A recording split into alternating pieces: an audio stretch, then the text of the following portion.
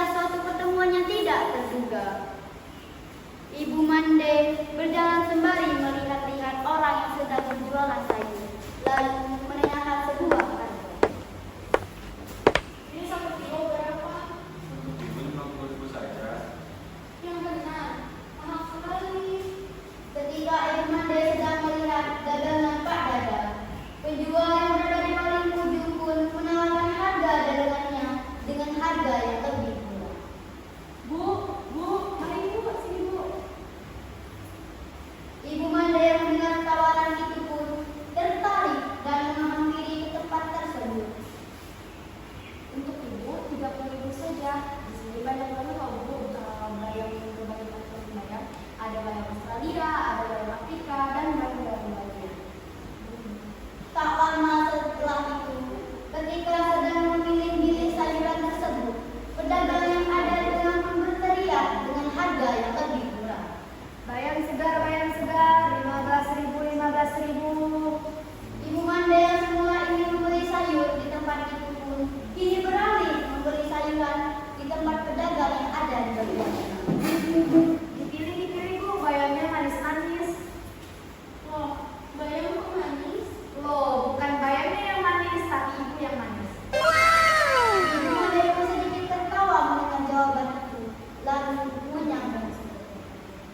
Aduh, bisa saja kamu. Ketika Ibu Mande sedang ngobrol ringan dan menanyakan perihal sayuran kepada pedagang itu, tiba-tiba datanglah sepasang kekasih yang sedang mengeluh mengenai cuaca pada hari itu.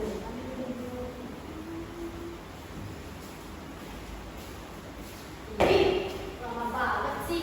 Keluhan istri itu tampaknya menyita perhatian beberapa orang dan penjual yang ada di sana. Ibu Mande sedikit terkejut kalau memandang wajah sang suami dari perempuan itu. Ia diam beberapa detik sembari mengamati wajahnya dan menenangkan istrinya itu.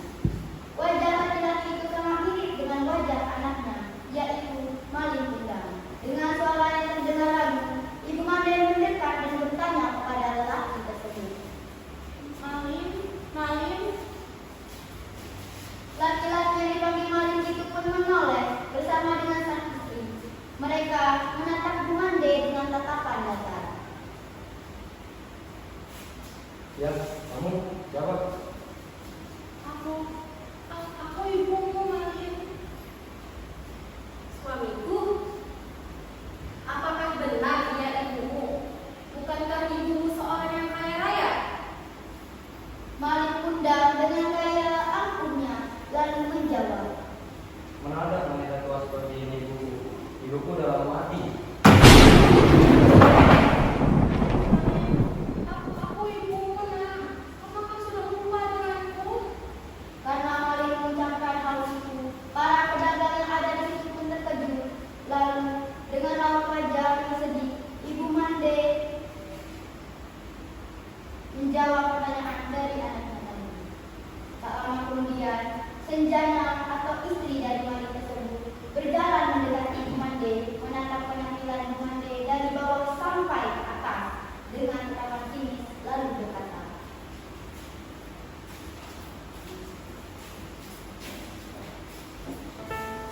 Lihat yang mengaku bundamu, bajunya begitu lusuh. Tak mungkin ia sama dengan kau.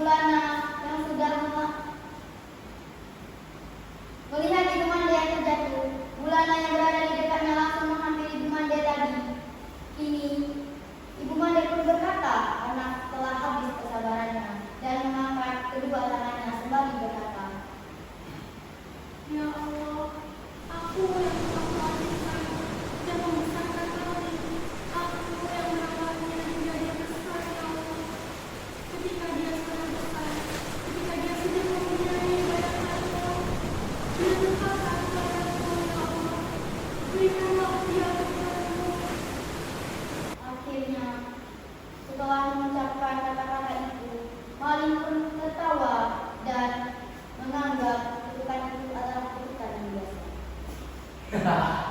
Lihat itu istriku. Lihat nenek tua itu. Mainlah menjadi berapa? Mainlah menjadi berapa? Di tengah-tengah itu, suara gemuruh mulai terdengar. Awan gelap ini menyelimuti mereka, serta suara angin kencang. Maling yang semula menertawakan ucapan ibunya, kini merasa kakinya tidak bisa digerakkan dan terjatuh ke tanah. Suamiku, kenapa? Akhirnya, maling mengakui bahwa itu adalah Ibu, sama aku.